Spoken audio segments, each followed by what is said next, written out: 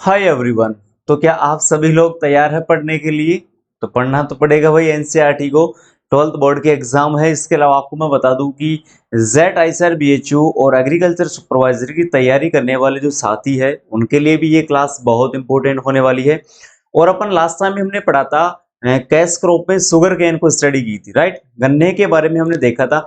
आज का हमारा लेक्चर पोटैटो पर रहेगा, जिसको अपन कहते हैं आलू। दोस्तों, आलू को सब्जियों का राजा कहा जाता है। क्या कहा जाता है भाई? आलू को सब्जियों का राजा कहा जाता है। इसके अलावा भाई यदि रानीसा की बात करूं तो रानीसा है भैया साहब भिंडी। भिंडी को क्या बोलते हैं? सब्जियों की रानी। और भाई साहब राजा किसको बोलते हैं? पोटैटो, आलू को बोलते हैं। दोस्तों, आलू की जो फैमिली है वो सोलेनेसी है। इसके अलावा आप नोट कर लीजिएगा कि सोलेनेसी फैमिली में कौन कौन सी और सब्जियां आती है।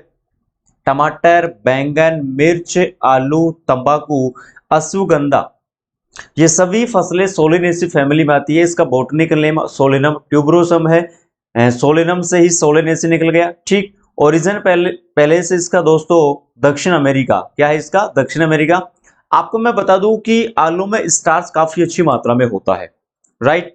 आलू में स्टार्च काफी अच्छी मात्रा में होता है और जिसको अपन मांड के रूप में काम में लेते हैं। आपने देखा होगा कि आलू को जब अपन काटते हैं भाई सब्जी के लिए, तो ऊपर ऊपर ना लिक्विड फॉर्म में व्हाइट कलर का आपने लिक्विड देखा होगा, वो स्टार्च होता है, राइट। फिर मैं बात करूं यहाँ पर, भाई साहब ये दक्षिण अमेरिका इसका ओरिजिन पहले से धौलपुर अलवर में बहुत अच्छा होता है और ये रबी सीजन की क्रॉप है। कौन से सीजन की क्रॉप है? रबी सीजन की क्रॉप है। अब भाई रबी सीजन की बात करें तो रबी में पड़ती है ठंड, तो जलवायु कैसी होती है? ठंडी। वार्षिक वर्षा चाहिए इसको 120 सेंटीमीटर। तापमान चाहिए दोस्तों इसको 15 से 25 डिग्री सेल्सियस। ध्यान रखना दोस्तों, ट्यूबर मतलब यहाँ पर टेम्परेचर से रिलेटेड क्वेश्चन पुटअप करता है, तो 15 से 25 होता है। लेकिन कंद के लिए पूछे, ध्यान रखना बहुत इंपॉर्टेंट है। यदि कंद के लिए आपको पूछे दोस्तों तो वहां पर 17 से 19 डिग्री सेल्सियस टेम्परेचर रहता है। कंद के लिए पूछता है। अब कंद क्या है इसका? कंद से होता है प्रवर्धन। मतलब प्रवर्धन किसके द्वारा होता है? कंद के द्वारा होता है, राइट। कंद को अपन क्या बोलते हैं भाई? ट्यूबर बोलते हैं, राइट। ओके। और वृद्धि के लिए 30 डिग्री। यदि भूमि की बात करते हैं मृदा की, तो अच्छे जल निकास वाली बलुई दोमट मृदा वही 6.5 से 7.5 पीएच मान, राइट। फिर देखिए इसमें वैरायटी। तो दोस्तों यहां पर देखना कि एक इंस्टीट्यूट दिया गया है, central potato research institute, CPRI, central potato research institute, जो कि कहां पर है? कुफरी। और कुफरी कहां पर है? शिमला। और शिमला कहां पर दोस्तों? हिमाचल प्रदेश। तो सेंट्रल पोटैटो रिसर्च इंस्टीट्यूट मतलब केंद्रीय आलू अनुसंधान संस्थान। और दोस्तों आलू की जितनी भी वैरायटियां हैं उसके आगे एक वर्ड कॉमन मिलेगा। कौन सा? आपको कुफरी वर्ड कॉमन मिलेगा, राइट। अब यहाँ पर अगेती किस्में दी गई है, इसके अलावा मध्यम किस्में दी गई है, इसके अलावा पछेती किस्में भी दी गई है। अगेती मतलब जो समय पर लगाते हैं, मध्यम जो मिड में हो गया, और पछेती मतलब पाछे मतलब लेट हो चुके हैं उसके बाद उगाते हैं, राइट। तो कुफरी चंद्रमुखी, कुफरी जवाहर, कुफरी अलंकार, कुफरी बहार और कुफरी नवताल। तो चंद्र क्या है? बाहर आया था। बाहर कौन खड़ा था? जवाहर खड़ा था। और किसके साथ? नवताल लेके। नौ तालियां मतलब बाहर खड़ा होके चंद्रमुखी नौ तालियां बजा रहा था, गाना अलंकार के रूप में सुना रहा था, राइट। फिर मेघ मतलब बादल आए। बादल आए तो भाई बारिश हुई, बारिश हुई तो शीत मतलब ठंडा पड़ा, तो शीतमान। ज्योति आई। क्यों? क्योंकि ज्योति को क्या लेना था? चिप्स लेना था, राइट। तो बारिश हुई तो ठंड हुई। ठंड हुई तो भाई चिप्स खाने की इच्छा हुई किसकी? ज्योति की। क्योंकि ज्योति को पता है कि भाई चिप्स खाएंगे तो क्या आती है? लालिमा, राइट। फिर उसको पता चला कि साहब बाहर तो बादशाह है, नहीं जा सकते, क्योंकि बादशाह क्या लेकर जाने वाला है? सोना लेकर जाने वाला है, तो स्वर्ण। और वो भी क्या खाएगा? चिप्स। कितनी बार? 2 बार। फिर पता चला पछेती में क्या है? सिंदूरी, कुफरी गिरिराज और कुफरी देवा। देवा क्या लगाता है? हनुमान जी को सिंदूर लगाता है और उस पर राज करता है, राइट। फिर बात करें बीज दर की, तो दोस्तों आपको पता होना चाहिए कि इसका अपन प्रवर्धन कंद के द्वारा करते हैं, राइट। तो 3 से 4 सेंटीमीटर एक कंद का आकार होना चाहिए और उसका वजन 30 से 40 ग्राम। 3 से 4 सेंटीमीटर आकार हो गया और 30 से 40 ग्राम उस एक कंद का वजन हो गया।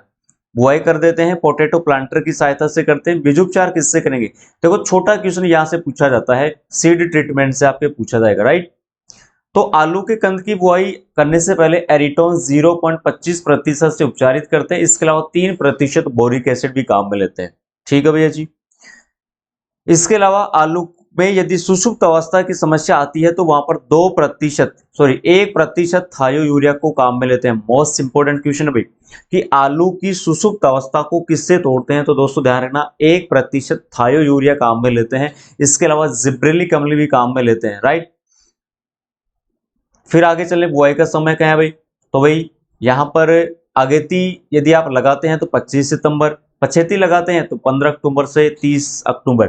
मतलब रबी सीजन की क्रॉप का लगाने का समय अक्टूबर से नवंबर है, तो रबी भी मतलब आलू को भी अपन उसी समय लगाएंगे। विधियां कौन कौन सी है, समतल भूमि में लगा सकते हैं। इसके अलावा आप समतल खेत में भी लगा सकते हैं, मेड पर लगा सकते हैं, पोटैटो प्लांटर की सहायता से आप लगा सकते हैं। खाद उर्वरक वही रहेगा 125 से 150 टन नाइट्रोजन यहाँ पर। इसके अलावा अरंडी का तेल रहेगा। ओके, नाइट्रोजन फॉस्फोरस पोटास अपन कम मात्रा में लेते हैं। पोटास की पूर्ति अपन पोटेशियम सल्फेट से करते हैं भाई, ध्यान रखना। इसमें इंपोर्टेंट जो पोषक तत्व है ना वो पोटास है, इसलिए इसको पोटास को आरामदेह खपत भी कहा जाता है यदि आपने सुना हो तो। और पोटेशियम की पूर्ति के लिए पोटेशियम सल्फेट के रूप में देते हैं। सिंचाई कब करें, जब कंद का निर्माण हो रहा हो उस समय यदि अपन सिंचाई करते हैं तो कंद का आकार काफी अच्छा हो जाता है, राइट। अंतराकृषि की बात करें तो वही निराई गुड़ाई आती है यहाँ पर। यदि कीटों की बात करते हैं तो कीटों की देखिएगा यहाँ पर, इसमें चेपा और मोइला ये दो कीट होते हैं जिसको अपन एंडोसल्फोन 35 ईसी से कंट्रोल कर लेते हैं। बीटल एपिलेग्ना बीटल होता है। रोग की बात करते हैं तो अगेती जुलसा जो किससे होता है भाई, अल्टरनेरिया सोलेनाई। अल्टरनेरिया सोलेनाई ये क्या है दोस्त, ये कवक है, राइट। एक होता है पछेती जो किसके द्वारा होता है, अल्टरनेरिया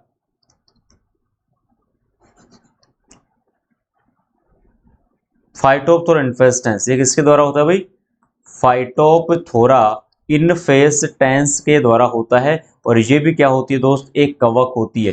तो पछेती जुलसा फाइटोप्थोरा इन्फेस्टेंस, पै बराबर ऐसे याद रखना, पै बराबर फै और ए बराबर ए। ऐसे तो अल्टरनेरिया और ऐसे अगेती, पैसे पछेती और फैसे, यहां पर मैं लिख देता हूं इसको फाइटोप्थोरा इन्फेस्टेंस